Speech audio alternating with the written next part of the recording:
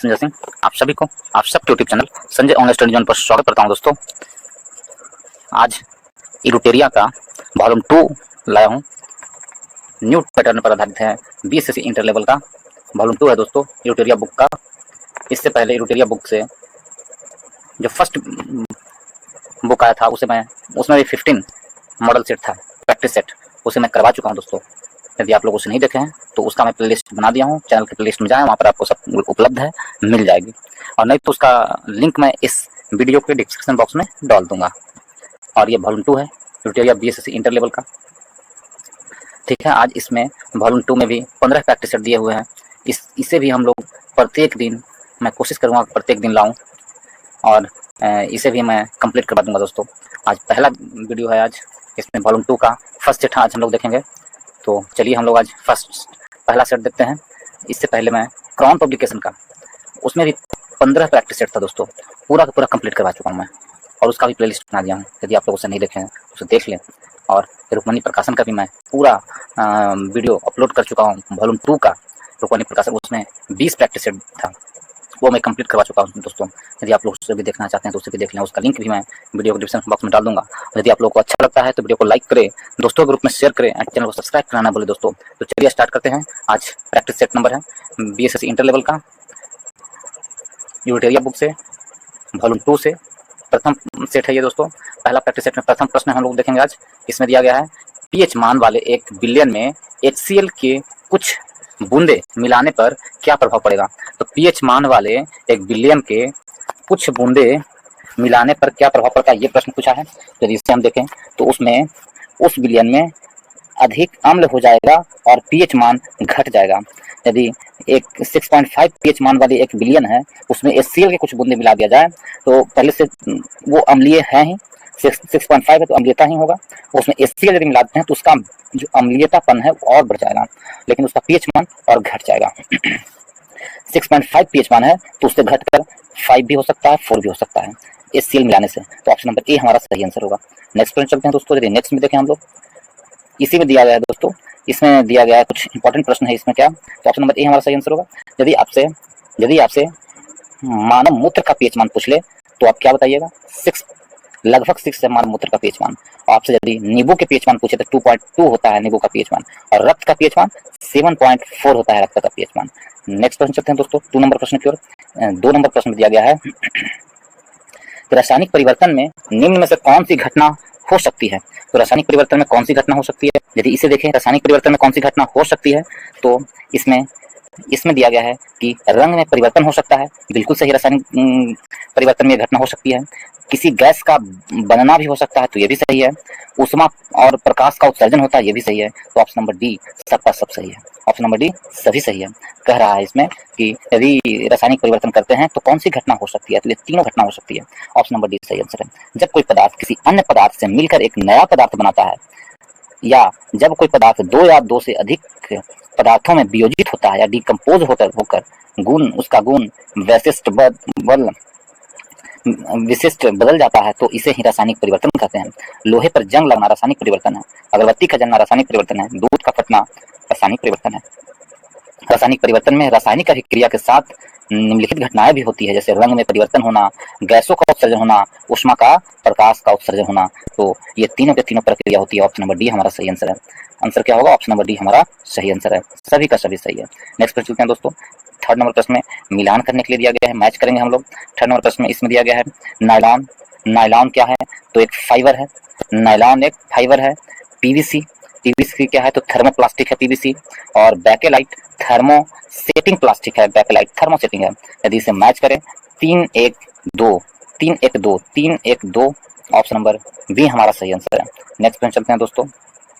Next में दिया हुआ है, इसमें दिया गया है क्या, इसे यदि देखें तो विद्युत शक्ति की एसआई यूनिट क्या है। तो विद्युत शक्ति की एसआई यूनिट क्या है, इसमें दिया गया है, तो विद्युत शक्ति का एसआई यूनिट वाट है। ऑप्शन नंबर सी हमारा सही आंसर है। विद्युत शक्ति का एसआई यूनिट वाट है। ऑप्शन नंबर सी सही आंसर है।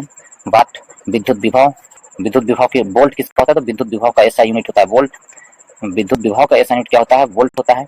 ठीक है, एम्पियर किसका होता है? तो एम्पियर विद्युत धारा का एम्पियर होता है दोस्तों। जूल कार्य एवं ऊर्जा का जूल होता है। तो ऑप्शन नंबर सी हमारा सही आंसर होगा। वाट होता है किसका? विद्युत शक्ति का, ऐसा ही मतलब वाट होता है। नेक्स्ट क्वेश्चन चलते हैं दोस्तों। हरगोविंद खुराना को किस आविष्कार के लिए सम्मानित किया गया था? तो हरगोविंद खुराना को किस आविष्कार के लिए? तो हरगोविंद खुराना को जो सम्मानित किया गया था प्रोटीन के संश्लेषण के लिए किया गया था। ऑप्शन नंबर ए हमारा सही आंसर है। हरगोविंद खुराना को प्रोटीन के संश्लेषण के लिए सम्मानित किया गया था। ऑप्शन नंबर ए सही आंसर है। डॉक्टर हरगोविंद खुराना को वर्ष 1968 ईस्वी में, कब? 1968 ईस्वी में शारीरिक विज्ञान या चिकित्सा के क्षेत्र में मार्शल डब्ल्यू निरेगबर्ग और रॉबर्ट डब्ल्यू हॉली के साथ नोबेल पुरस्कार से सम्मानित किया गया था। इनके द्वारा किए गए अनुसंधान से यह पता लगाने में मदद मिलती है कि कोशिका के अनुवांशिक कोड को ले जाने वाले न्यूक्लियस अम्ल में उपस्थित न्यूक्लियोटाइड्स किस प्रकार कोशिका से प्रोटीन संश्लेषित के नियंत्रित करता है। तो ऑप्शन नंबर ए हमारा सही आंसर, प्रोटीन संश्लेषण के लिए 1968 में दिया गया था। नेक्स्ट क्वेश्चन 6 में कहा गया है, 6 में दिया गया है कि जीवाश्म ईंधन प्राप्त होता है। तो जीवाश्म ईंधन किससे प्राप्त होता है? तो जीवाश्म ईंधन है जीवित जीवों के मृत अवशेष से प्राप्त होता है। ऑप्शन नंबर डी हमारा सही आंसर है। जीवाश्म ईंधन का निर्माण लाखों वर्ष पहले जीवित जीवों के मृत अवशेष से हुआ था। नेक्स्ट क्वेश्चन चलते हैं दोस्तों। 7 नंबर प्रश्न दिया गया है, एम्फीबिया बताता है। तो एम्फीबिया क्या बताता है? एम्फीबिया है ऐसे जानवर या ऐसे जीव जो जल एवं स्थल दोनों पर ही रह सकने वाले पशु हो, उसे क्या कहते हैं? एम्फीबिया कहलाता है। ऑप्शन नंबर डी हमारा सही आंसर है। जल में भी हो और स्थल में भी रह सके ऐसे पशु को क्या कहते हैं? एम्फीबिया कहते हैं। ऑप्शन नंबर डी सही आंसर है। नेक्स्ट क्वेश्चन चलते हैं दोस्तों 1 नंबर प्रश्न की ओर। मशरूम में पाए जाने वाला पोषण का साधन है। तो मशरूम में जो पाए जाने वाला पोषण है उसका साधन क्या है? मृतोपजीवी है। मशरूम में पाए जाने वाला पोषण का साधन मृतोपजीवी है। मृतोपजीवी पोषण मशरूम में पोषण का तरीका है। जीव जो मर जाते हैं और कार्बनिक पदार्थों का क्षय करते हैं उनका उपयोग मृतोपजीवी पोषण में भोजन के रूप में किया जाता है। इसलिए मशरूम अपने भोजन के लिए मृत और सड़े गले जैसे कुछ अन्य अवयवों पर आधारित मृतोपजीवी होते हैं। तो मशरूम में पाया जाना कैसा होता है? मृतोपजीवी। ऑप्शन नंबर ए हमारा सही आंसर है। 9 नंबर प्रश्न में चलते हैं। पेंडुलम घड़ी तीव्र गति से चल सकती है।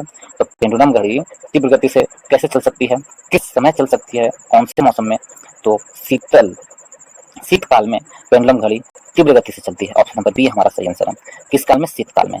ऑप्शन नंबर बी सही आंसर है। पेंडुलम घड़ी शीतकाल में तेजी से चलती है क्योंकि इसका जो आवर्त पथ है तथा आवर्त काल घट जाती है, जबकि ग्रीष्म काल में इसका आवर्त पथ एवं आवर्त काल बढ़ जाती है, जिसके परिणाम स्वरूप पेंडुलम घड़ी ग्रीष्म काल में धीरे धीरे चलती है, वही सुस्त हो जाती है, लेकिन शीतकाल में तेजी से चलती है। ऑप्शन नंबर बी हमारा सही आंसर है। नेक्स्ट क्वेश्चन चलते हैं दोस्तों 10 नंबर प्रश्न में। ऊष्मा की आयनन सिद्धांत एक महत्वपूर्ण देन है। तो ऊष्मीय आयनन सिद्धांत एक महत्वपूर्ण देन है किसकी? ऊष्मीय आयनन सिद्धांत है जो M.N. साहा की देन है। ऑप्शन नंबर बी हमारा सही आंसर है। ऊष्मीय आयनन सिद्धांत M.N. साहा की देन है। ऑप्शन नंबर बी सही आंसर है। ऑप्शन नंबर बी सही आंसर है। M.N. साहा भारतीय वैज्ञानिक आनीकरण का सिद्धांत सबसे पहले भारतीय वैज्ञानिक मेघनाथ साहा ने प्रतिपादित किया था। सीवी रमन को प्रकाश के प्रकीर्णन से संबंधित रमन प्रभाव के लिए दिया गया था। सीवी रमन को प्रकाश से प्रकीर्णन के संबंधित, ठीक है। और तो ऑप्शन नंबर बी हमारा सही आंसर है। 11 नंबर प्रश्न की ओर चलते हैं। ताप बढ़ने के साथ द्रव्य की श्यानता, जब ताप को बढ़ाते हैं तो किसी द्रव्य की श्यानता क्या होता है? घटती है। ऑप्शन नंबर बी हमारा सही आंसर है। द्रव्य का वह गुण जिसके कारण द्रव्य अपनी भिन्न भिन्न परतों में होने वाली सापेक्ष गति का विरोध करता है, श्यानता कहलाता है या विस्कोसिटी कहलाता है। द्रव्य की श्यानता ताप के बढ़ने पर घट जाती है। यही कारण है कि जून माह में शीरा जनवरी माह की तुलना में कम श्यान होता है। तो जून माह का जो शीरा होता है जनवरी माह के शीरा से कम श्यान होता है। सही बात है। तो ऑप्शन नंबर डी हमारा सही आंसर है। बी ऑप्शन नंबर बी घट जाती है। नेक्स्ट प्रश्न चलते हैं 12 नंबर प्रश्न में। कोशिकाओं में मौजूद जेली जैसा तरल पदार्थ कहलाता है। कोशिकाओं में मौजूद जेली जैसा तरल पदार्थ साइटोप्लाज्मा कहलाता है। ऑप्शन नंबर डी हमारा सही आंसर है। क्या कहलाता है? साइटोप्लाज्मा। कोशिकाओं में मौजूद जेली जैसा तरल पदार्थ साइटोप्लाज्मा कहलाता है। केंद्रक और कोशिका झिल्ली के बीच जेली जैसा पदार्थ साइटोप्लाज्मा कहलाता है। केंद्रक और कोशिका झिल्ली के बीच जेली जैसा पदार्थ क्या कहलाता है? साइटोप्लाज्मा, ठीक है। कोशिका द्रव में कोशिकाओं के विभिन्न अन्य घटक या अंग मौजूद होते हैं। विभिन्न अन्य घटक एवं मौजूद होते हैं, ठीक है। ये माइटोकॉन्ड्रिया, गोल्जी बॉडी और राइबोसोम आदि है, ठीक है। तो ऑप्शन नंबर डी हमारा सही आंसर है। 30 नंबर प्रश्न को निम्नलिखित वैज्ञानिकों में से कौन अपने बेटे के साथ भौतिकी के नोबेल पुरस्कार का सह विजेता रहा है? तो भौतिकी के नोबेल पुरस्कार का सह विजेता कौन रहा है अपने बेटे के साथ? तो William Henry Bragg. Option number C सही आंसर है। विलियम हेनरी ब्रैग हैं जो अपने बेटे के साथ सह नोबेल पुरस्कार प्राप्त किए, भौतिकी के क्षेत्र में अपने बेटे के साथ नोबेल पुरस्कार प्राप्त किए हैं। ऑप्शन नंबर सी हमारा सही आंसर है। भौतिकी में रासायनिक वैज्ञानिक विलियम हेनरी ब्रैग ने वर्ष 1915 का भौतिकी विज्ञान का नोबेल पुरस्कार अपने पुत्र विलियम लॉरेंस ब्रग के साथ संयुक्त रूप से प्राप्त किया था। अपने पुत्र के सहयोग में से इन्होंने एक्सरे स्पेक्ट्रोमीटर का विकास किया तथा इस यंत्र की सहायता से परमाणुओं और क्रिस्टलों के विन्यासों को स्पष्ट किया। तो ऑप्शन नंबर सी हमारा सही आंसर है। नेक्स्ट प्रश्न चलते हैं दोस्तों 14 नंबर प्रश्न में। एक सितार में किस प्रकार की ध्वनि तरंगे उत्पन्न होती है? तो एक सितार में किस प्रकार की ध्वनि तरंगे उत्पन्न होती है? तो एक सितार में अप्रगामी, अप्रमागी एवं अनुप्रस्थ तरंगे उत्पन्न होती है। ऑप्शन नंबर ए हमारा सही आंसर होगा। Option number A. नेक्स्ट प्रश्न चलते हैं दोस्तों 15 नंबर प्रश्न में। इसमें दिया गया है किसी ध्वनि की तीव्रता को कम करने के लिए हमें क्या करनी चाहिए? तो ध्वनि की कंपन के आयाम को कम करना चाहिए। ध्वनि के कंपन के आयाम, ऑप्शन नंबर सी सही आंसर है। ध्वनि के कंपन के आयाम को कम करना चाहता है तो किसी ध्वनि की तीव्रता को कम करने के लिए हमें ध्वनि की कंपन के आयाम को कम करना चाहिए। ऑप्शन नंबर सी हमारा सही आंसर होगा। ध्वनि की तीव्रता ध्वनि उत्पन्न करने वाले कंपन के आयाम के वर्ग के समानुपाती होती है। किसी ध्वनि की तीव्रता को कम करने के लिए हमें ध्वनि के कंपन के आयाम को कम करना चाहिए। ठीक है, नेक्स्ट क्वेश्चन चलते हैं दोस्तों। इसमें दिया गया है, इसमें है निम्नलिखित में से किस एक प्रकार की तरंगों का प्रयोग रात्रि दृष्टि उपकरण में किया जाता है? तो किस एक प्रकार के तरंगों का उपयोग रात्रि दृष्टि उपकरण में किया जाता है? कौन सी तरंगों को किया जाता है? तो ये अवरक्त तरंगों को रात्रि दृष्टि तरंगों में किया जाता है। ऑप्शन नंबर सी हमारा सही आंसर है। अवरक्त तरंग इंफ्रारेड वेव्स विद्युत चुंबकीय तरंगों का एक प्रकार है। इसकी तरंगदैर्घ्य दृश्य प्रकाश से अधिक होती है। इनका प्रयोग लक्ष्य ढूंढने, निरीक्षण, रात्रि दृष्टि आदि के लिए सैनिकों द्वारा किया जाता है। ऑप्शन नंबर सी हमारा सही आंसर है। नेक्स्ट पॉइंट चलते हैं दोस्तों 17 नंबर प्रश्न में। इसमें दिया गया है निम्नलिखित विद्युत चुंबकीय विकिरण में से किसकी ऊर्जा अधिकतम होती है? तो इसमें किसकी ऊर्जा अधिकतम होती है? एक्स किरणें की ऊर्जा अधिकतम होती है। ऊर्जा के संदर्भ में विभिन्न विद्युत चुंबकीय विकिरण का निम्नवत क्रम है। जैसे देखिए रेडियो तरंगे सबसे कम ऊर्जा होती है रेडियो तरंग में, उसके बाद उससे ज्यादा माइक्रोवेव में ऊर्जा होती है, उससे ज्यादा अवरक्त विकिरण में, उससे ज्यादा दृश्य प्रकाश में, और उससे ज्यादा परावैक्निक विकिरण में, उससे ज्यादा एक्स किरणें में, और सबसे ज्यादा गामा किरणों में। सबसे ज्यादा किसमें होता है? इसमें गामा तो नहीं दिया हुआ है, तो इन चारों में से सबसे ज्यादा एक्स किरणों में ऊर्जा अधिक होती है। लेकिन यदि गामा हो तो गामा किरणों में सबसे ज्यादा ऊर्जा अधिक होती है। ऑप्शन नंबर डी हमारा सही आंसर होगा। नेक्स्ट पॉइंट चलते हैं दोस्तों। इसमें दिया गया है 18 नंबर प्रश्न में ओजोन के कोणीय आकृति में सिग्मा और पाई आबंध कितने होते हैं? ओजोन अणु के कोणीय आकृति में सिग्मा और पाई आबंध कितने होते हैं? तो 2 सिग्मा और 1 पाई आबंध होते हैं। ऑप्शन नंबर बी हमारा सही आंसर है। 2 सिग्मा और 1 पाई आबंध होते हैं। Option number B. ओजोन अणु के कोणीय आकृति में सिग्मा और पाई आबंधन में 2 सिग्मा और 1 पाई आबंधन होते हैं। ठीक है, ऑप्शन नंबर बी सही आंसर है। नेक्स्ट प्रश्न चलते हैं दोस्तों 19 नंबर प्रश्न में। जब किसी चालक विलयन में विद्युत धारा प्रवाहित की जाती है तो विलयन का रंग बदल जाता है, यह क्या इंगित करता है? तो विलयन का रंग बदल जाता है, यह इंगित करता है धारा का रासायनिक प्रवाह। ऑप्शन नंबर ए हमारा सही आंसर है।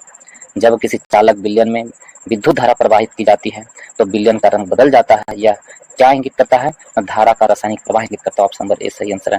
नेक्स्ट प्रश्न की ओर चलते हैं दोस्तों। श्वसन प्रणाली के किस भाग में गैसीय विनियमन होता है? तो श्वसन प्रणाली के किस भाग में गैसीय विनियमन होता है? तो एल्वियोली में, श्वसन प्रणाली की एल्वियोली में गैसीय विलयन होता है। ऑप्शन नंबर ए हमारा सही आंसर है। एल्वियोली में होता है जहां फेफड़े एवं रक्त श्वसन प्रणाली के दौरान ऑक्सीजन व कार्बन डाइऑक्साइड का आदान प्रदान करते हैं। वायु से सांस ली जाने वाली ऑक्सीजन एल्वियोली से होकर रक्त में जाती है, यहाँ से पूरे शरीर में ऊतक तक पहुंचाती है। उसे ही श्वसन प्रणाली के किस भाग में गैसीय विनिमय होता है? तो एल्वियोली में। ऑप्शन नंबर ए हमारा सही आंसर है। 21 में नेक्स्ट प्रश्न, निम्नलिखित में से कौन सा अंग एक एयर कंडीशनर के रूप में कार्य करता है? तो एयर कंडीशनर के रूप में कौन सा अंग काम करता है? तो नासिका है एयर कंडीशनर के रूप में काम करता है।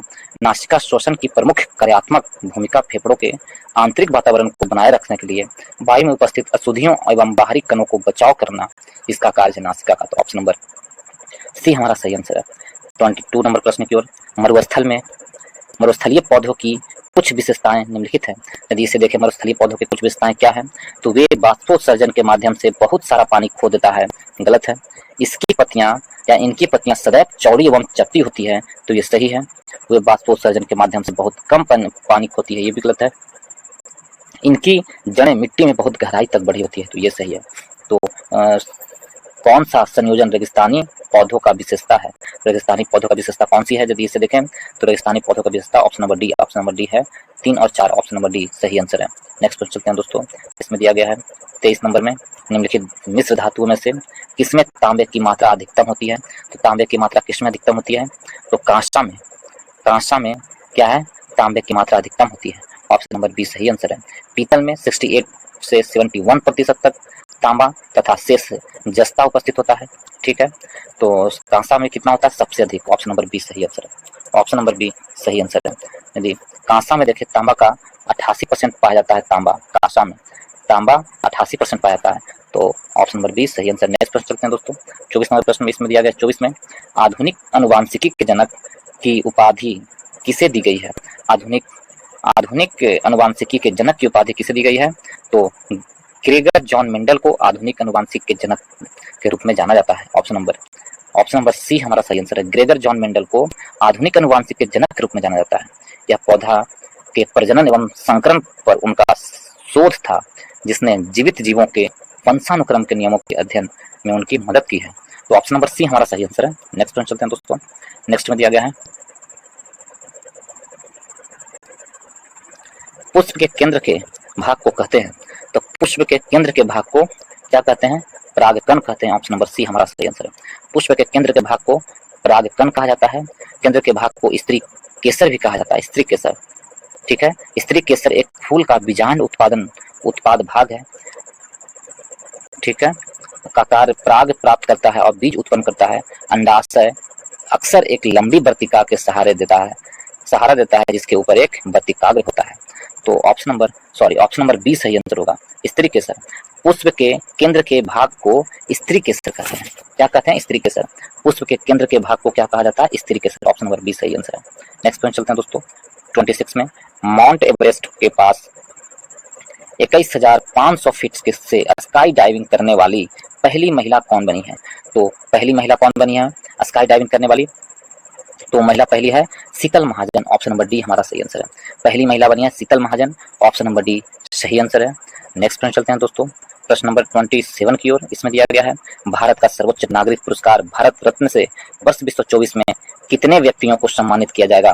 तो भारत रत्न से वर्ष 2024 में कितने व्यक्तियों को सम्मानित किया जाएगा, ये प्रश्न पूछा है। यदि इसे हम देखें तो वर्ष 2024 में 5 व्यक्तियों को भारत रत्न सम्मानित किया जाएगा, ऑप्शन नंबर सी हमारा सही आंसर। कितने व्यक्तियों को? 5 व्यक्तियों को, ठीक है। वो 5 व्यक्ति कौन कौन है? तो बिहार के पूर्व मुख्यमंत्री श्री कर्पूरी ठाकुर और पूर्व उप प्रधानमंत्री लाल कृष्ण आडवाणी, पूर्व प्रधानमंत्री चौधरी चरण सिंह, पीवी नरसिम्हन राव तथा हरित क्रांति के जनक कृषि वैज्ञानिक एम एस स्वामीनाथन को प्रदान किया जाएगा, ऑप्शन नंबर सी हमारा सही आंसर है। अब तक के भारत रत्न सम्मानित कुल व्यक्तियों की संख्या कितना हो गया है? 53। अब तक के टोटल 53 वैज्ञानिकों को या 53 लोगों को भारत रत्न सम्मान प्राप्त हुआ है, ऑप्शन नंबर सी सही होगा। कितने लोगों को? 5 लोगों को। 2024 में 5 लोगों को, कुल मिलाकर 53। नेक्स्ट प्रश्न चलते हैं दोस्तों। 28 में 58वां ज्ञानपीठ पुरस्कार 2023 किसे दिए जाने की घोषणा की गई है? 58वां ज्ञानपीठ पुरस्कार 2023 किसे दिया जाएगा? यदि इसे हम देखें तो 58वां ज्ञानपीठ पुरस्कार 2023 है, जो किसे दिया जाएगा? ये आपको स्वामी रामभद्राचार्य और गुलजार को 58वां ज्ञानपीठ पुरस्कार 2023 दिया जाएगा, ऑप्शन नंबर डी हमारा सही आंसर है। भद्राचार्य और गुलजार को, ऑप्शन नंबर डी सही आंसर है। 29 नंबर प्रश्न की ओर देखते हैं दोस्तों। 29 में दिया गया है 71वीं मिस वर्ल्ड प्रतियोगिता 2024 की विजेता कौन बनी है? 71वीं मिस वर्ल्ड प्रतियोगिता 2024 की विजेता यदि देखा जाए तो मिस वर्ल्ड का विजेता कौन बनी है? कैरोलिना प्रिस्तिजोकोवा बनी है, ऑप्शन नंबर ए हमारा सही आंसर है। तो कैरोलिना प्रिस्तिजोकोवा जियो वर्ल्ड कन्वेंशन सेंटर 71वीं मिस वर्ल्ड प्रतियोगिता का आयोजन भारत के मुंबई में हुआ था दोस्तों, ऑप्शन नंबर ए हमारा सही आंसर होगा। नेक्स्ट प्रश्न चलते हैं दोस्तों। 30 नंबर प्रश्न को 30 में दिया गया है कि भारतीय नौसेना और बांग्लादेश नौसेना के बीच द्विपक्षीय बोंगो सागर 23 कहाँ आयोजित किया जाएगा? द्विपक्षीय बोंगो सागर 23 कहाँ आयोजित किया जाएगा? यदि बोंगो सागर देखें तो कहाँ, विशाखापट्टनम में आयोजित किया जाएगा। द्विपक्षीय बोंगो सागर 23 कहाँ किया जाएगा, तो विशाखापट्टनम में। ऑप्शन नंबर ए हमारा सही आंसर है। नेक्स्ट क्वेश्चन चलते हैं 31 में। 21 रूल्स फॉर लाइफ पुस्तक के लेखक कौन है? 21 रूल्स 11 रूल्स फॉर लाइफ पुस्तक के लेखक कौन है? 11 रूल्स फॉर लाइफ पुस्तक लेखक चेतन भगत है। ऑप्शन नंबर ए हमारा सही आंसर है। कौन है? Chetan Bhagat. 11 rules of life पुस्तक के लेखक चेतन भगत है। 14 डेज के लेखक कौन है? तो मार्gaरेट एटवुड का लिखा हुआ है 14 डेज। 14 डेज मार्gaरेट एटवुड का। ली कोनेन ने keep your friend close, keep your friend close किसने लिखा है? ली कोनेन ने लिखा है। और रघुराम राजन ने ब्रेकिंग द मोल्ड या री इमेजिंग इंडियाज इकोनॉमिक फ्यूचर किसने लिखा है? तो रघुराम राजन लिखे हैं। तो हमारा आंसर क्या होगा? 11 rules for life Chetan Bhagat ने। ऑप्शन नंबर ए हमारा सही आंसर है। नेक्स्ट क्वेश्चन चलते हैं दोस्तों 32 नंबर प्रश्न में। दिया गया इसमें से किस व्यक्ति ने चिकित्सा विज्ञान में हालिया प्रगति विषय पर मेदांता कॉन्क्लेव 2023 का उद्घाटन किया है? मेदांता कॉन्क्लेव 2023 का उद्घाटन नीतीश कुमार ने किया है। ऑप्शन नंबर ए हमारा सही आंसर है, मुख्यमंत्री नीतीश कुमार। नेक्स्ट प्रश्न को चलते हैं 33 नंबर प्रश्न की ओर। बिहार के किस पंचायत को बाल हितैषी ग्राम पंचायत पुरस्कार दिया गया है? तो बाल हितैषी ग्राम पंचायत दिया गया है किस पंचायत को? कोसियावा पंचायत को। ऑप्शन नंबर डी हमारा सही आंसर है। ऑप्शन नंबर डी कोसियावा पंचायत को, कोसियावा पंचायत को दिया गया। ऑप्शन नंबर डी सही आंसर है। नेक्स्ट प्रश्न चलते हैं दोस्तों। इसमें दिया गया है कोसियावा पंचायत, इसमें क्या है? 2022-23 में निम्नलिखित में से किस राज्य में प्रधानमंत्री जन धन योजना के तहत लाभार्थियों की अधिकतम संख्या रही है? तो प्रधानमंत्री जन धन योजना में लाभार्थियों की अधिकतम संख्या कहाँ रही है? तो बिहार में। ऑप्शन नंबर ए हमारा सही आंसर है। 22-23 में सबसे ज्यादा कहाँ? बिहार में। नेक्स्ट प्रश्न चलते हैं दोस्तों 35 नंबर प्रश्न की ओर देखें। निम्नलिखित में से किस फुटबॉल खिलाड़ी ने अक्टूबर 2023 में रिकॉर्ड 8वां बैलन डी ओर पुरस्कार जीता है? तो रिकॉर्ड 8वां बैलन डी ओर पुरस्कार किसने जीता है? तो वह है लियोनेल मेसी ने 8वां बैलन डी ओर पुरस्कार जीता है लियोनेल मेसी ने। 36 वर्षीय लियोनेल मेसी ने पेरिस के थिएटर डू चैटेलेम में अपना 8वां बैलन डी ओर पुरस्कार जीता है। मेसी ने यह ट्रॉफी अर्जेंटीना के दिग्गज डिएगो मैराडोना के समर्पित किया है। और मेसी 36 साल के हैं। उन्होंने 2009 में अपना पहला बैलन डी ओर पुरस्कार जीता था। तो ऑप्शन नंबर ए हमारा सही आंसर है। 36 में चले। भारतीय स्टेट बैंक ने हाल ही में किसे अपना ब्रांड एम्बेसडर नियुक्त किया है? तो भारतीय स्टेट बैंक ने हाल ही में अपने किसे ब्रांड एम्बेसडर नियुक्त किया है? तो अपना ब्रांड एम्बेसडर नियुक्त किया है किसे? एम एस धोनी को। ऑप्शन नंबर बी सही आंसर है। एम एस धोनी को स्टेट बैंक ऑफ इंडिया ने ब्रांड एम्बेसडर नियुक्त किया है। ऑप्शन नंबर बी हमारा सही आंसर है। नेक्स्ट क्वेश्चन चलते हैं दोस्तों 37 में। निम्नलिखित में से कौन महात्मा गांधी के दांडी मार्च के उद्देश्य से बिल्कुल भी नहीं जुड़ा हुआ है? बिल्कुल भी नहीं जुड़ा हुआ महात्मा गांधी के उद्देश्य से। तो विदेशी कपड़ों का बहिष्कार करना गांधी जी के दांडी मार्च से बिल्कुल नहीं जुड़ा हुआ था। ऑप्शन नंबर डी हमारा सही आंसर है।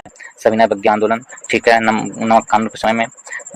उसके बाद नमक कानूनों को, प्रावधानों को अवहेलना करना, ये भी गांधी जी ने किए थे। पूर्व स्वराज के लिए देशव्यापी जन भागीदारी हासिल करना, ये भी गांधी जी ने किए थे। बाकी विदेशी कपड़ों का बहिष्कार करना कब? दांडी मार्च के समय उद्देश्य नहीं था। तो ऑप्शन नंबर डी हमारा सही आंसर होगा। ऑप्शन नंबर डी सही आंसर है।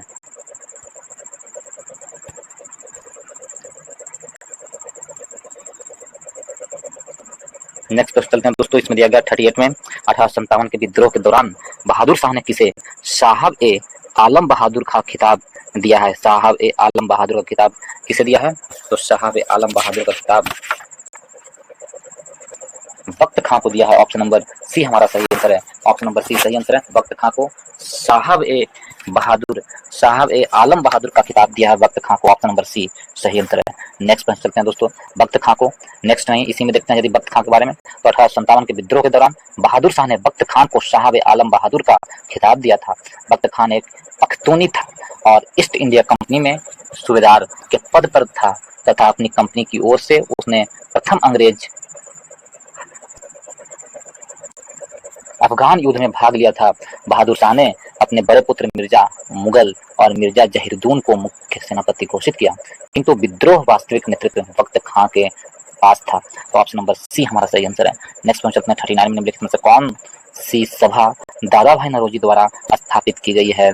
तो दादा भाई नौरोजी के द्वारा कौन सी सभा स्थापित की गई है, उनके द्वारा स्थापित की गई है, तो वो कौन सी सभा है, तो ऑप्शन नंबर ए रहनुमाई मजदायन सभा गांधी जी के द्वारा की गई है। ऑप्शन नंबर ए हमारा सही आंसर है। रहनुमाई क्या है, मजदायन सभा, ऑप्शन नंबर ए हमारा सही आंसर है। 1 अगस्त 1851 को दादा भाई नौरोजी ने बंबई में इसकी स्थापना की थी। रहनुमाई मजदान सभा की स्थापना 1851 में किए थे। ऑप्शन नंबर ए हमारा सही आंसर है। नेक्स्ट प्रश्न चलते हैं दोस्तों। 40 नंबर प्रश्न, निम्नलिखित में से किस वर्ष अखिल भारतीय महिला सम्मेलन का गठन किया जाएगा। अखिल भारतीय महिला सम्मेलन का गठन किस वर्ष किया जाएगा,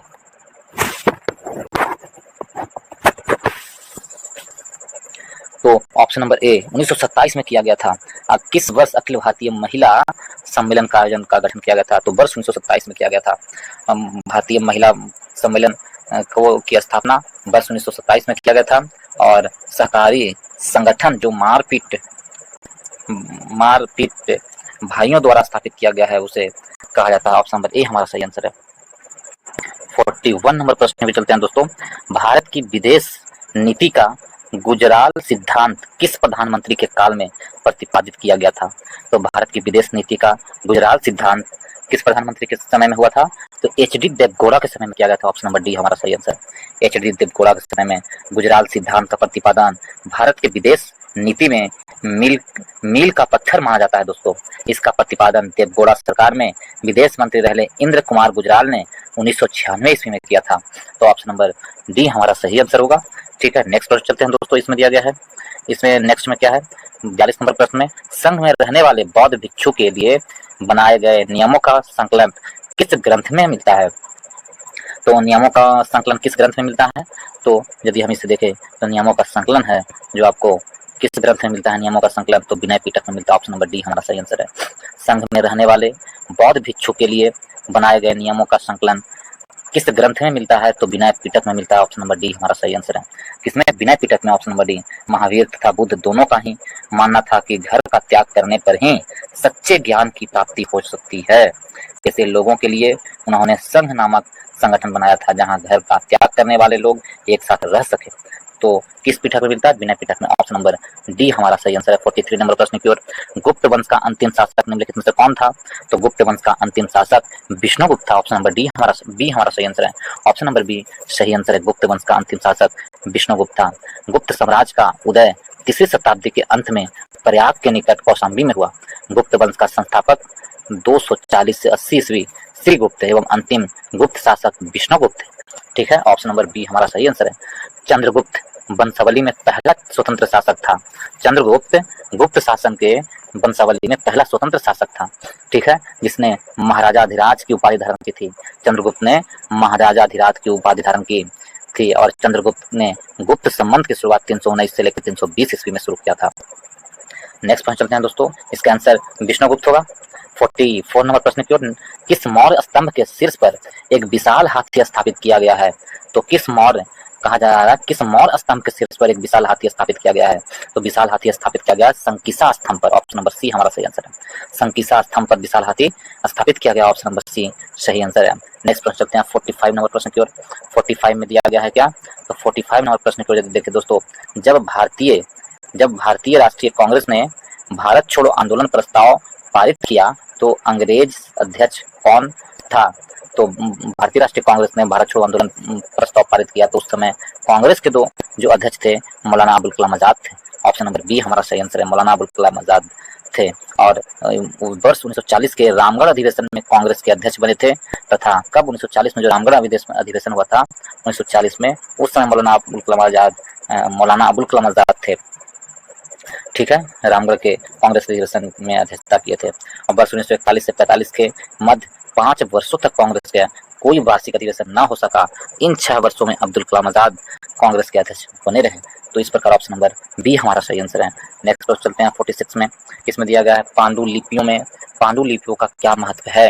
यदि इसे 46 में देखें पांडुलिपियों का महत्व क्या है, तो पांडुलिपियों का महत्व है प्राचीन ज्ञात विज्ञान की बातों को चर्चा करना, एक सही है। राजाओं के जीवन की चर्चा की प्राप्ति, दो भी कथन सही है। और धार्मिक मान्यताओं के व्यवहारों को चर्चा करना ये भी सही है, और स्तंभ लेखों के अध्ययन करना ये गलत है। तो पांडुलिपि का मुख्य उद्देश्य क्या है, मुख्य महत्व क्या है? पांडुलिपि का मुख्य महत्व है 1 2 3, 1 2 3, ऑप्शन नंबर बी हमारा सही आंसर है। नेक्स्ट प्रश्न चलते हैं दोस्तों, इसमें दिया गया है निम्नलिखित सल्तनत शासकों में से कौन अफगान मूल के थे? तो कौन अफगान मूल के थे सल्तनत शासकों में से? कौन थे जो अफगान मूल के थे, ये प्रश्न पूछा है। यदि ऐसे देखें तो सल्तनत शासकों में से जो लोधी थे, लोधी शासक, लोधी वंश था जो क्या था, अफगान मूल के थे। ऑप्शन नंबर डी हमारा सही आंसर है। दिल्ली सल्तनत में लोधी वंश क्या थे, तो अफगान मूल के थे। लोधी वंश की स्थापना संस्थापक बहलोल लोधी ने 1451 ईस्वी में किया था दोस्तों, और इस वंश का शासनकाल 1451 से 1526 ईस्वी तक रहा। यदि अंतिम लोधी शासक कौन था पूछ लिया जाए तो इब्राहिम लोधी थे, अंतिम लोधी शासक थे इब्राहिम लोधी। अंतिम लोधी शासक था जिसे 1526 ईस्वी में पानीपत के युद्ध में पराजित करके बाबर ने मुगल वंश की स्थापना किया था। तो ऑप्शन नंबर बी हमारा सही आंसर है, लोधी वंश। नेक्स्ट प्रश्न चलते हैं दोस्तों, इसमें दिया गया 48 नंबर प्रश्न की ओर। भारत में प्रथम मकबरा जो शुद्ध इस्लामिक शैली में निर्मित हुआ था, तो शुद्ध इस्लामिक शैली में निर्मित हुआ था भारत का प्रथम मकबरा कौन है, तो वह है बलबन का मकबरा। ऑप्शन नंबर बी हमारा सही आंसर है। ऑप्शन नंबर बी सही आंसर है, बलबन का मकबरा था, बलबन का मकबरा। ऑप्शन नंबर बी सही आंसर है। नेक्स्ट प्रश्न चलते हैं दोस्तों, तो शुद्ध इस्लामिक शैली में निर्मित होने वाला कौन है, तो बलबन का मकबरा। प्रश्न नंबर 49 में निम्नलिखित में से कौन फारसी का प्रथम कवि थे जिसने अपनी कविता में भारतीय पर्यावरण की चित्रित किया है, अपनी कविता में भारतीय पर्यावरण को चित्रित किया है, तो वो कौन थे? यदि ये देखें पर्यावरण को चित्रित किया है तो वो कौन थे? अमीर खुसरो थे। ऑप्शन नंबर ए अमीर खुसरो थे। ऑप्शन नंबर ए सही आंसर है 49 का अमीर खुसरो। ठीक है। प्रसिद्ध फारसी कवि अमीर खुसरो निजामुद्दीन औलिया के प्रशिष्य थे। नई फारसी काव्य शैली सबक ए हिंदी या हिंदुस्तानी शैली के जन्मदाता अमीर खुसरो स्वयं को तृतीय हिंद अथवा हिंदुस्तान का तोता कहते हैं। ऑप्शन नंबर ए हमारा सही आंसर है। नेक्स्ट प्रश्न चलते हैं दोस्तों, इसमें दिया गया है ऑप्शन नंबर क्या हो जाएगा 50 नंबर प्रश्न पे चलते हैं दोस्तों। इसमें नेक्स्ट प्रश्न है 50 नंबर में मैच करने के लिए दिया गया है, इसे हम लोग मैच करेंगे। चलिए देखते हैं 50 नंबर प्रश्न में। इसमें दिया गया है 50 नंबर प्रश्न में कालानुक्रम के रूप में मैच करें। तो सबसे पहला काम किया था तराइन का द्वितीय युद्ध 1992 ईस्वी में, 1192 में तराइन का द्वितीय युद्ध हुआ था। ठीक है, 1192 ईस्वी में 1192 में हुआ था क्या तराइन का द्वितीय युद्ध। तराइन का द्वितीय युद्ध हुआ था। जलालुद्दीन खिलजी की हत्या यदि देखें तो जलालुद्दीन खिलजी की हत्या उसके बाद होगी। जलालुद्दीन खिलजी की हत्या 1296 ईस्वी में कर दी गई थी। तो ऑप्शन नंबर तो क्या हो जाएगा, जलालुद्दीन खिलजी उसके बाद होगा। उसके बाद टू को देखे अफगानपुर षड्यंत्र, तो अफगानपुर षड्यंत्र उसके बाद हुआ है, और मोहम्मद बिन तुगलक द्वारा राजधानी का स्थानांतरण उसके बाद हुआ है। तो यदि देखें तो इसमें कौन सही है, इसमें है जो सबका सब सही है। ऑप्शन नंबर बी हमारा सही आंसर है। ऑप्शन नंबर बी सही आंसर है। ऑप्शन नंबर ए हमारा सही आंसर है। ठीक है, ऑप्शन नंबर ए 4 3 2 1। नेक्स्ट प्रश्न चलते हैं दोस्तों, इसमें दिया गया है पंचायत समिति के प्रधान या प्रमुख का चुनाव कौन करता है। तो पंचायत समिति के चुनाव एवं समिति के प्रधान प्रमुख का चुनाव कौन करता है पंचायत समिति के, तो इसका चुनाव पंचायत समिति के सदस्य द्वारा की जाती है। पंचायत समिति के सदस्य द्वारा की जाती है। ऑप्शन नंबर बी हमारा सही आंसर है। Option number C sorry sir, इसमें दिया हुआ ऑप्शन नंबर सी सही आंसर है। ऑप्शन नंबर सी सही आंसर है। पंचायत समिति के सदस्य द्वारा पंचायत के समिति के सदस्य द्वारा पंचायत समिति के प्रधान या प्रमुख को चुना जाता है। ऑप्शन नंबर सी सही आंसर है। नेक्स्ट प्रश्न चलते हैं दोस्तों, इसमें दिया गया है 52 नंबर प्रश्न में राज्य के नीति निर्देशक सिद्धांत को भारतीय संविधान में शामिल किए जाने का उद्देश्य है। तो राज्य के नीति निर्देशक सिद्धांत को भारतीय संविधान में शामिल करने का उद्देश्य क्या है, सामाजिक और आर्थिक प्रजातांत्रिक को स्थापित करना। ऑप्शन नंबर बी हमारा सही आंसर है। Option number D. नेक्स्ट प्रश्न चलते हैं दोस्तों, ऑप्शन नंबर डी सही है। संघीय सरकार की सबसे महत्वपूर्ण लक्षण क्या है, तो संघीय सरकार की सबसे बड़ी महत्वपूर्ण लक्षण है संघ एवं राज्य सरकारों के बीच शक्तियों का विभाजन। ऑप्शन नंबर सी हमारा सही आंसर है। संघ एवं राज्य सरकार के बीच शक्तियों का विभाजन, ऑप्शन नंबर सी हमारा सही आंसर है। नेक्स्ट पहुंच चलते हैं दोस्तों 54 नंबर प्रश्न में भारतीय संविधान को बनाने में कितना समय लगा था। तो भारतीय संविधान को बनाने में 2 वर्ष 11 माह और 18 दिन लगा था। 2 वर्ष 11 माह और 18 दिन। ऑप्शन नंबर ए हमारा सही आंसर है। 2 वर्ष 11 माह और 18 दिन, ऑप्शन नंबर ए सही आंसर है। नेक्स्ट प्रश्न चलते हैं दोस्तों, नेक्स्ट प्रश्न की ओर चलते हैं। इसमें दिया गया है 55 में भारतीय संविधान के निम्नलिखित में से किस अनुच्छेद के अंतर्गत अनुच्छेद 19 को स्वतः निलंबित हो जाता है। अनुच्छेद 19 किस अनुच्छेद के द्वारा स्वतः निलंबित होता है? अनुच्छेद 359 के द्वारा स्वतः निलंबित होता है, ऑप्शन नंबर ए हमारा सही आंसर है। जब राष्ट्रपति अनुच्छेद 352 के तहत राष्ट्रीय आपातकाल की घोषणा करते हैं युद्ध, बाह्य एवं आक्रमण की स्थिति में, तो अंडर 19 यानी अनुच्छेद 19 के तहत उल्लेखनीय सभी मौलिक अधिकार स्वतः ही निलंबित हो जाते हैं, ऑप्शन नंबर ए हमारा सही आंसर है। नेक्स्ट प्रश्न चलते हैं दोस्तों 56 नंबर प्रश्न की ओर। यदि इसके देखें भारत के प्रधानमंत्री, तो भारत के प्रधानमंत्री को क्या करते हैं हम लोग? तो नियुक्त करते हैं हम लोग भारत के प्रधानमंत्री को। भारत के प्रधानमंत्री को क्या होता है? नियुक्ति होती है। भारत के प्रधानमंत्री की नियुक्ति अनुच्छेद 75 के तहत होती है। अनुच्छेद 75 के तहत भारत के प्रधानमंत्री की नियुक्ति होती है, ठीक है, और राष्ट्रपति करते हैं उनकी नियुक्ति। ऑप्शन नंबर ए हमारा सही आंसर है। नेक्स्ट प्रश्न चलते हैं दोस्तों, इसमें दिया गया है 57 नंबर प्रश्न को हम लोग देखेंगे। 57 में कहा गया है सूर्य और पृथ्वी के बीच न्यूनतम दूरी को कहते हैं, सूर्य एवं पृथ्वी के बीच के न्यूनतम दूरी को उपसौर कहते हैं, ऑप्शन नंबर ए हमारा सी हमारा सही आंसर है। क्या? उपसौर। न्यूनतम दूरी को अधिकतम दूरी को अपसौर कहते हैं, ऑप्शन नंबर सी सही आंसर है। नेक्स्ट चलते हैं 58 में, निम्नलिखित में से किस भारतीय राज्य की सीमाएं भूटान राज्य के साथ नहीं मिलती है? भूटान राज्य के साथ नहीं मिलती है, किस राज्य की सीमाएं? तो ये है मेघालय की सीमाएं भूटान से नहीं मिलती है, ऑप्शन नंबर बी हमारा सही आंसर है, मेघालय राज्य की सीमाएं। नेक्स्ट प्रश्न चलते हैं दोस्तों, इसमें दिया गया है कहाँ ऑप्शन नंबर 58 का आंसर क्या होगा दोस्तों? तो 58 का आंसर, 58 का ऑप्शन नंबर डी पश्चिम बंगाल। 58 का आंसर क्या बताए? पश्चिम बंगाल, सॉरी मेघालय, सॉरी मेघालय। भारतीय राज्य की सीमाएं भूटान राष्ट्र के साथ नहीं मिलती है, तो मेघालय की सीमाएं भूटान के साथ नहीं मिलती है, ठीक है। यदि मैं फिगर बना दूं दोस्तों, यहां से मैं ले लूं तो हमको तो आधा ही लेना है। ये वाला जो पार्ट है, ये वाला पार्ट यहाँ पर जो आपको ये वाला पार्ट में पाया जाता है, तो आपको पश्चिम बंगाल, अरुणाचल प्रदेश और सिक्किम, ये तीनों हैं जो भूटान से सीमा लगाती है, जबकि मेघालय भूटान से सीमा नहीं लगाती है। 59 नंबर प्रश्न की ओर चलते हैं। इसमें दिया गया है सुमेलित करें जनजातीय समूह और देश।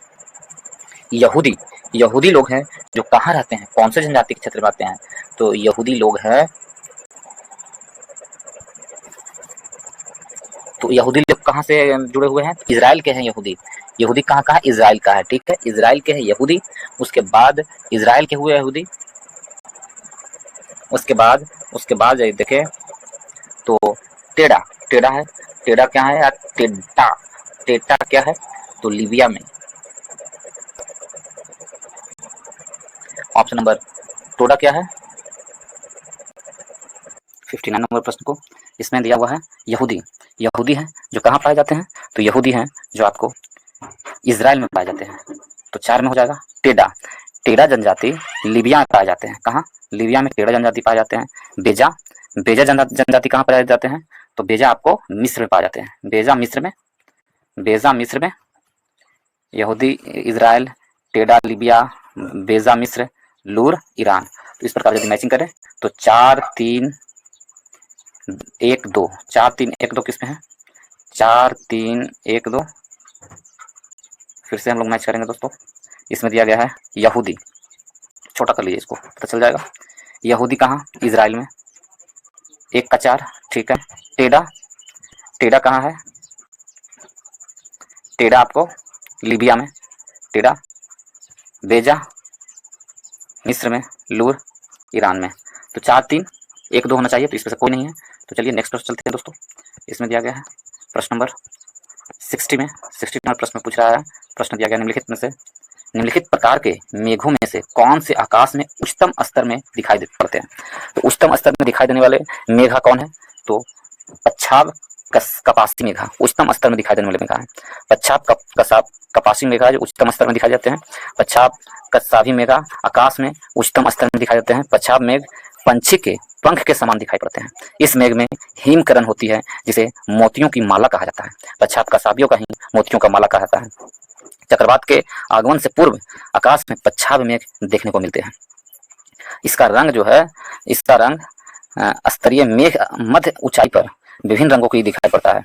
कपासी मेघ के विषुवतीय रेखा प्रदेश में वर्षा कराती है। कपासी मेघ कहाँ, विषुवत रेखा पर जो भी प्रदेश पड़ते हैं वहां पर वर्षा पच्छादी में कपासी मेघा से होती है। तो ऑप्शन नंबर बी हमारा सही आंसर है। नेक्स्ट पर चलते हैं 61 में। इसमें दिया गया नीचे 4 नदियां हैं, तो उनके लंबाई के दृष्टिकोण से सजाना है। घटते हुए क्रम में सबसे लंबा कौन है, उसके बाद कौन है, उसके बाद कौन है। यदि लंबाई के दृष्टिकोण देखें तो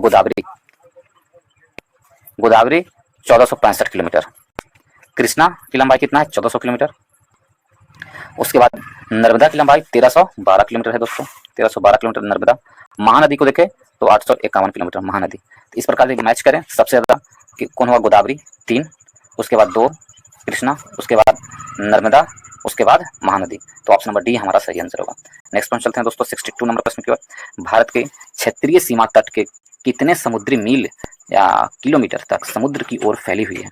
तो भारत के क्षेत्रीय समुद्री मील देखें तो कितने किलोमीटर तक फैली हुई है, 12 नॉटिकल मील तक या लगभग 21.9 किलोमीटर, 21.9 किलोमीटर या 12 समुद्री मील तक। ऑप्शन नंबर सी हमारा सही आंसर है।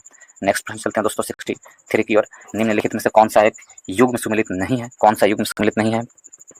तो इसे देखें, पीर पंजाल, और पीर पंजाल है जो लघु हिमालय में है, ये सुमिलित है। काराकोरम ट्रांस हिमालय में है, ये भी सुमिलित है।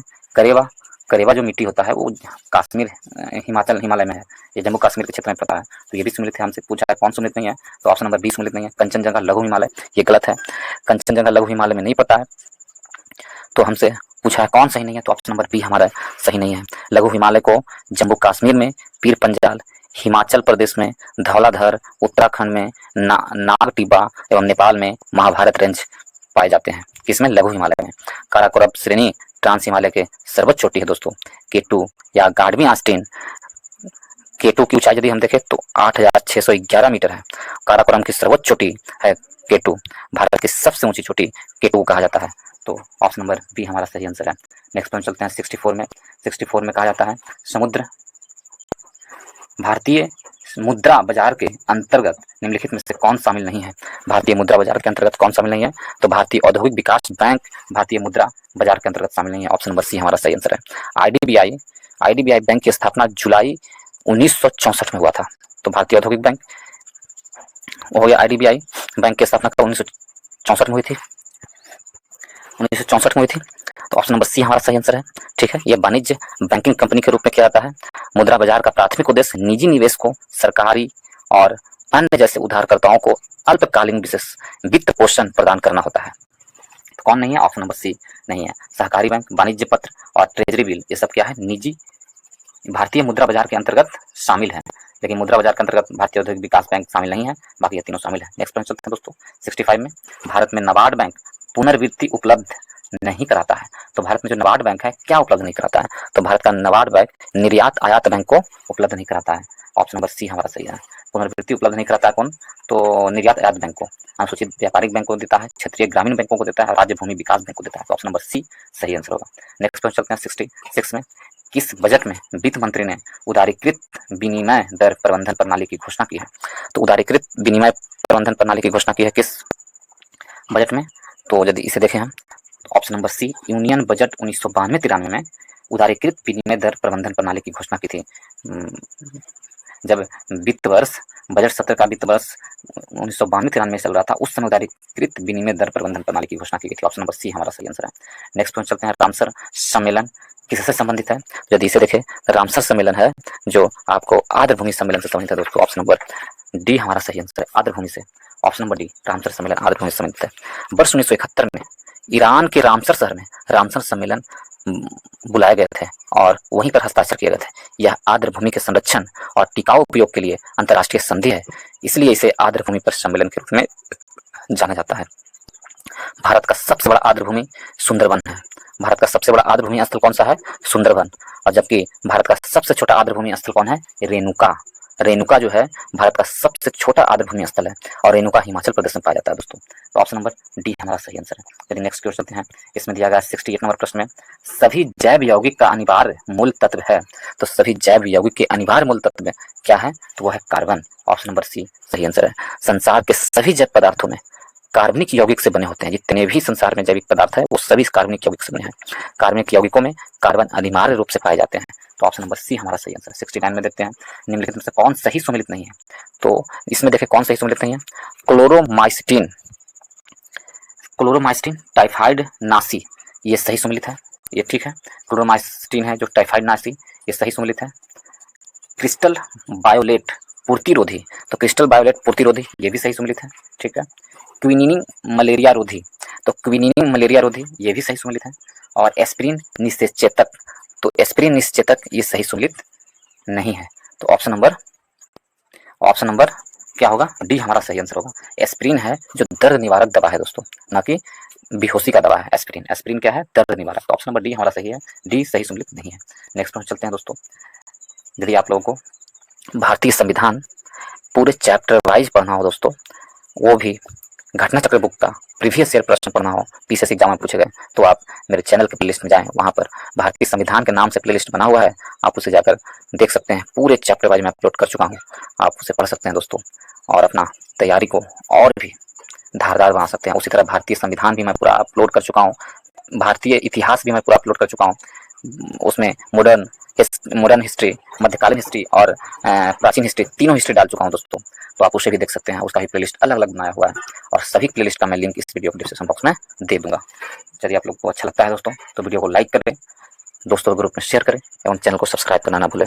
यदि आप लोग उसे देखते हैं तो निश्चित रूप से मुझे विश्वास है दोस्तों कि आप लोग की तैयारी में वो और भी मदद करेगी। जहाँ आपका हिस्ट्री में कुछ नंबर कम रहे होंगे, वो निश्चित रूप से आपके नंबर में बढ़ोतरी करने में फ़ायदा करेगा दोस्तों। ये मुझे विश्वास है, आप लोग जाके एक बार देखें और उसका लाभ उठाएं दोस्तों। तो चलिए इस प्रश्न को देखते हैं हम लोग, 70 नंबर प्रश्न को। बेसल कन्वेंशन प्रदान करता है, तो बेसल कन्वेंशन क्या प्रदान करता है।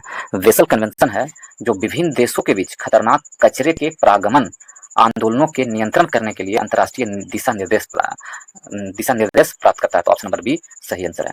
नेक्स्ट प्रश्न चलते हैं। इसमें दिया गया है जैविक ऑक्सीजन मांग बीओडी किसके लिए एक मानक मापदंड है। तो किसके लिए मानक मापदंड है बीओडी, तो बीओडी है जो जलीय पारिस्थितिकी तंत्रों में प्रदूषण के अमापन के लिए मान है। ऑप्शन नंबर सी हमारा सही आंसर होगा। ऑप्शन नंबर सी सही आंसर होगा, जलीय पारिस्थितिकी तंत्रों में प्रदूषण के अमापन के लिए मान है। ऑप्शन नंबर सी सही आंसर है। नेक्स्ट प्रश्न चलते हैं 72 नंबर प्रश्न की ओर। वियतनाम की राजधानी कहाँ है। यदि इसे देखें वियतनाम की राजधानी, तो वियतनाम की राजधानी हनोई है दोस्तों। ऑप्शन नंबर सी हमारा सही आंसर है। ऑप्शन नंबर सी सही आंसर है। कुछ देश की राजधानी मैं बताता हूँ, इसमें दिया गया था वियतनाम की राजधानी कहाँ है, तो वियतनाम की राजधानी हनोई है। ऑप्शन नंबर सी सही आंसर है। लुसाका, लुसाका किसकी राजधानी है, लुसाका जाम्बिया की राजधानी लुसाका है। जाम्बिया की राजधानी किसका है, लुसाका है। जाम्बिया की राजधानी लुसाका है। और यदि इसमें हम और कुछ देशों को देखें, जैसे वेनेजुएला, वेनेजुएला की राजधानी क्या है, तो काराकस है। वेनेजुएला की राजधानी काराकस, वेनेजुएला की राजधानी काराकस है। और कजाकिस्तान को देखें, कजाकिस्तान की राजधानी नूर सुल्तान है दोस्तों। कजाकिस्तान की राजधानी नूर सुल्तान। किर्गिस्तान की राजधानी बिश्केक, किर्गिस्तान की राजधानी क्या है, बिश्केक। ताजिकिस्तान की राजधानी दुशानबे, ताजिकिस्तान की राजधानी आपसे पूछे तो कौन है, दुशानबे है। तुर्कमेनिस्तान की राजधानी अशगाबाद है, तुर्कमेनिस्तान की राजधानी कहाँ है, अशगाबाद। और उज्बेकिस्तान की राजधानी ताशकंद है। तो इस प्रकार 4 सबका आंसर बता दिया हूँ। नेक्स्ट प्रश्न चलते हैं दोस्तों। निम्नलिखित में से कौन भारत के सर्वोच्च सैन्य अलंकरण परमवीर चक्र के पहले प्राप्तकर्ता थे। तो परमवीर चक्र के पहले प्राप्तकर्ता कौन थे, तो परमवीर चक्र सबसे पहले सोमनाथ शर्मा को दिया गया था। ऑप्शन नंबर डी हमारा सही आंसर है। सोमनाथ शर्मा को सबसे पहले भारतीय सैन्य पुरस्कार, भारत का सर्वोच्च सैन्य पुरस्कार परमवीर चक्र दिया गया था। और ये सोमनाथ शर्मा था भारतीय सेना के कुमायूं रेजिमेंट की 4th बटालियन की डेल्टा कंपनी के कमांडर थे, जिन्होंने 1947 में भारत पाक संघर्ष में हिस्सा लिया था। तो उन्हें मरणोपरांत यह सम्मान प्राप्त हुआ था। तो ऑप्शन नंबर डी हमारा सही आंसर। नेक्स्ट प्रश्न चलते हैं दोस्तों। 74 में कौन सा अंतर्राष्ट्रीय संगठन बैडमिंटन का वर्तमान शासी निकाय है। तो बैडमिंटन का वर्तमान शासी निकाय कौन सा संगठन है, तो बैडमिंटन वर्ल्ड फेडरेशन है जो बैडमिंटन का शासी निकाय है। ऑप्शन नंबर ए हमारा सही आंसर है। ऑप्शन नंबर ए सही आंसर है। और इसकी स्थापना कब हुई थी, वर्ष 1934 में बैडमिंटन वर्ल्ड फेडरेशन की स्थापना हुई थी। बैडमिंटन वर्ल्ड फेडरेशन की स्थापना 1934 में हुई थी, ठीक है। और इस प्रकार ऑप्शन नंबर ए हमारा सही आंसर है। नेक्स्ट एंड लास्ट प्रश्न चलते हैं दोस्तों। इसमें दिया गया है निम्नलिखित में से किस क्रिकेट खिलाड़ी ने राजीव गांधी खेल रत्न पुरस्कार कभी प्राप्त नहीं किया है। तो राजीव गांधी खेल रत्न पुरस्कार कभी प्राप्त नहीं करने वाले में कौन है, तो वो है आपको राजीव गांधी खेल रत्न पुरस्कार कभी नहीं प्राप्त किए हैं शिखर धवन। ऑप्शन नंबर सी हमारा सही आंसर है। शिखर धवन को कभी भी राजीव गांधी खेल रत्न पुरस्कार नहीं मिला है। ऑप्शन नंबर सी सही आंसर है। विराट कोहली, सचिन तेंदुलकर, एम एस धोनी को राजीव गांधी खेल रत्न पुरस्कार दिया गया है, परंतु शिखर धवन को नहीं दिया गया है। ठीक है, और राजीव गांधी खेल रत्न पुरस्कार में अब 25 लाख रुपए दिए जाते हैं दोस्तों। ऑप्शन नंबर सी हमारा सही आंसर है। इसके साथ ही इस वीडियो को समाप्त करते हैं। यदि आप लोगों को वीडियो अच्छा लगा है तो वीडियो को लाइक करें दोस्तों के ग्रुप में, जहां भी ग्रुप है सभी ग्रुप में शेयर कर दें एंड चैनल को सब्सक्राइब करना ना भूलें। तो चलिए, इस वीडियो को देखने के लिए बहुत बहुत धन्यवाद।